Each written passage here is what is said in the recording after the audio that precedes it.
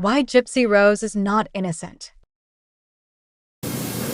At some point, you decided to kill your mother, is that correct? Yes. When was that?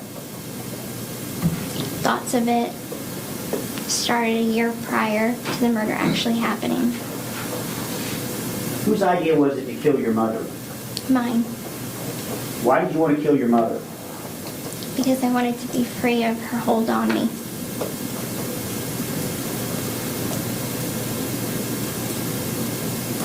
Did you and Nick ever talk about this? Yes, Who initially brought up killing your mother? I did.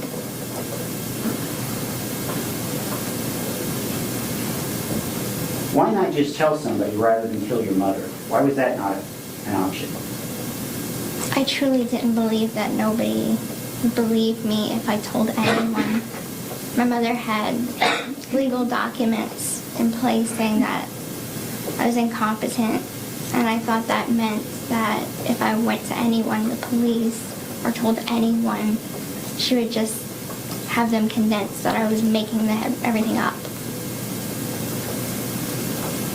At some point after you initially considered killing your mother, did you ever change your mind? Yes. Do you know when that was? About 2 weeks before it happened.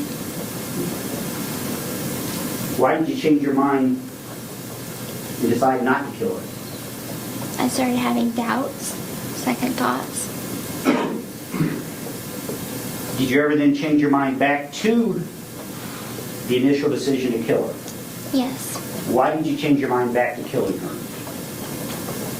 My mother and I got into an argument 2 days prior to the murder occurring. And Nick asked me, are we still doing this? Am I still coming there to do this? Yes or no? And I said yes. Who talked you into killing your mother? I did. I talked him into it. Here are some of the things Gypsy has admitted to. The murder was her idea.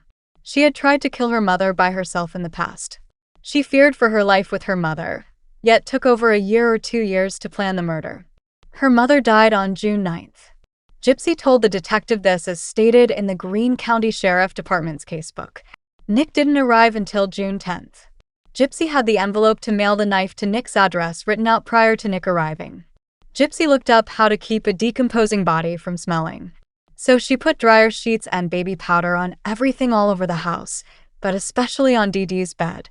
Gypsy's blood was found on the knife, and in the sink, we are told during court from the forensics team. Gypsy said she supplied the knife. She gave Nick video instructions on how to kill her mother. Gypsy paid for Nick's Greyhound bus ticket, Nick's taxi ride, Nick's hotel stay, and any food he needed. Gypsy looked up ways to kill someone. Gypsy let Nick into her house. What happened immediately after Nick jabbed your mother? Gypsy said that her and Nick had sex in her bedroom. They both stole money from the safe in her mom's bedroom. Gypsy put blankets on her mother's body and the Barney doll near her head. These were things we have found out Gypsy did even though she stated she never went into her mom's bedroom. Nick didn't know where the blankets were kept or the significance of the Barney doll.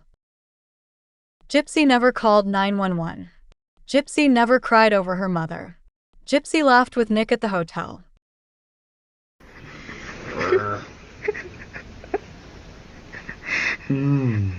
Hi, honey. I'm feeling it.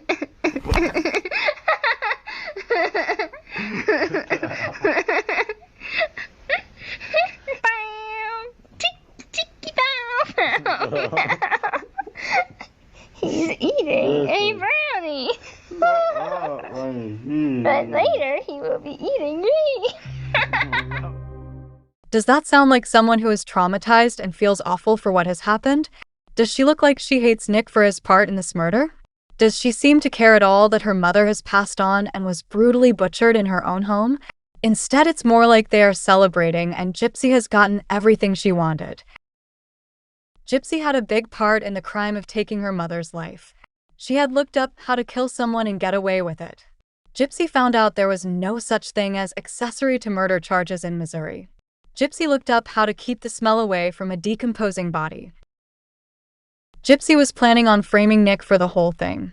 Gypsy had mailed the weapon to Nick's address. Gypsy only purchased one returning ticket to Wisconsin. She wasn't planning to go with him. Most of us believe she wanted to run off with Dan, but Dan didn't want to. Gypsy typed in the words, "The bitch is dead," on Nick's computer, knowing the police would trace his IP address. She figured they would arrest Nick and assume she was killed somewhere. It was all manipulation and witchcraft. And what about Gypsy's blood on the murder weapon? On Web Sleuth's website, someone had been texting notes from Nick's trial.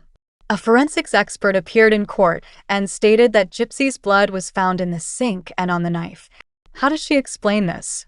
Or has no one ever asked her? Why were Gypsy's hands still bruised like she was punching something even days after the crime took place? Or was she punching someone? Dee Dee had a broken nose. Did Gypsy beat on her? From the Greene County Sheriff's Office casebook. I observed Gypsy to be wearing a t-shirt with what appeared to be blood on the right shoulder. Gypsy said her mother was killed sometime on the 9th, but did not remember what day it was.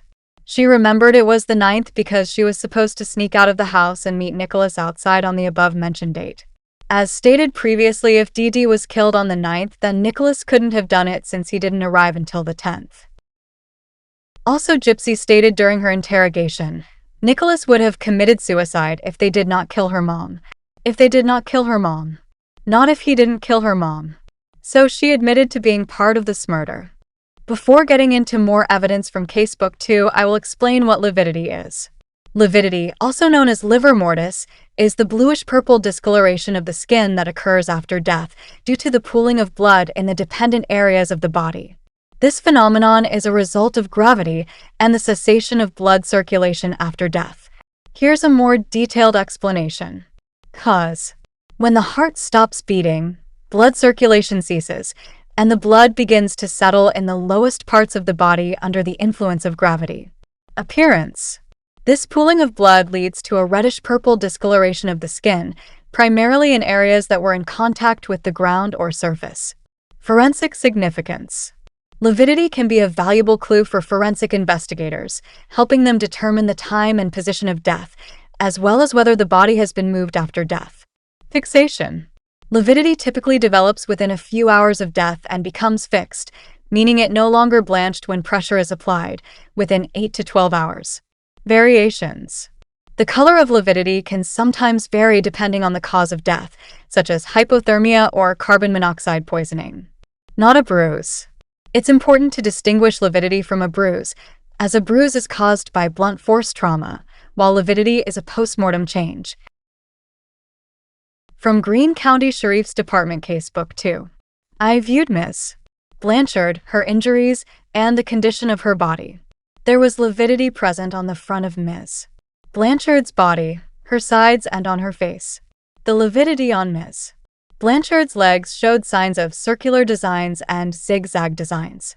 It appeared she may have been lying on something that bore those designs when she passed away. Her face was discolored and swollen. I did not observe any signs of lividity on Ms. Blanchard's back. With this evidence in mind, is it possible that Dee Dee's body was killed somewhere else? Was she pressed against something that left a zigzag and circular shape on her legs? Did David Blanchard help move Dee Dee for Gypsy like someone suggested in the comments on Gypsy's live one evening? Credit to Flawless Nina for this screenshot. Gypsy, was David Blanchard there to help you put your mom's body to the bedroom on your wheelchair?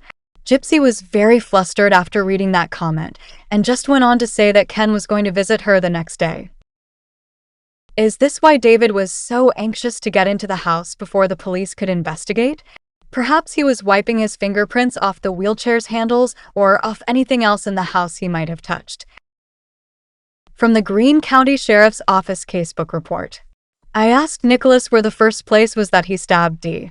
Nicholas said he stabbed her in a random spot in her back. I asked Nicholas how many times he stabbed Dee, and he responded 4 while holding up 4 fingers on his left hand. Nicholas said, the 4th one I felt it go into, I think might have gone into her lungs because it was hard to get out. Nicholas explained he had to yank the knife out, using one hand. Nicholas explained as far as stabbing, he only stabbed Dee 4 times, but he stated he did cut her.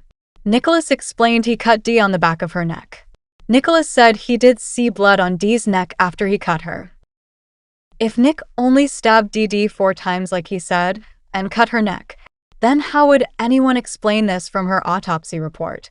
It is my opinion that Claudine Blanchard, a 48-year-old white female, died of injuries of the neck, chest, and abdomen due to multiple 17 stab wounds and multiple incised wounds. An incised wound is a type of cut that is caused by a sharp object, such as a knife, razor, or broken glass. It is characterized by the following features. Clean edges. The wound edges are usually smooth and well-defined, unlike lacerations which have irregular edges. Sharp force trauma. Incised wounds are caused by a sharp object that cuts through the skin. Linear shape. The wound is typically long and narrow, often extending in a straight line. Bleeding. Incised wounds can bleed heavily due to the damage to blood vessels. Minimal bruising. There is usually little or no bruising around the wound edges. Incised wounds can range in severity from minor cuts to deep lacerations that require medical attention. It is important to seek medical evaluation if an incised wound is deep, bleeds heavily, or shows signs of infection. Nick had said one side of the knife was smooth and the other was jagged. So the obvious question is, if the knife was jagged and was the weapon used for the stabs, then what weapon was used for the incised wounds? Were 2 different knives used since the incised wounds had clean edges whereas the knife had a jagged edge? Also, if Nicholas only stabbed 4 times, then who did the other 13? Also, who did the multiple incised wounds? Was Nicholas framed? Or was he the only one who jabbed Dee? What do you think? Did Nick commit this murder by himself while Gypsy hid in the bathroom? Or was Dee possibly murdered in another location, and Gypsy had helped moving Dee's body? Then Nick only thought he had murdered Dee? Or maybe just took the blame even though he knew he didn't do it? Tell me what you think in the comments. Was Gypsy innocent? Please like, share, and subscribe. I appreciate you all.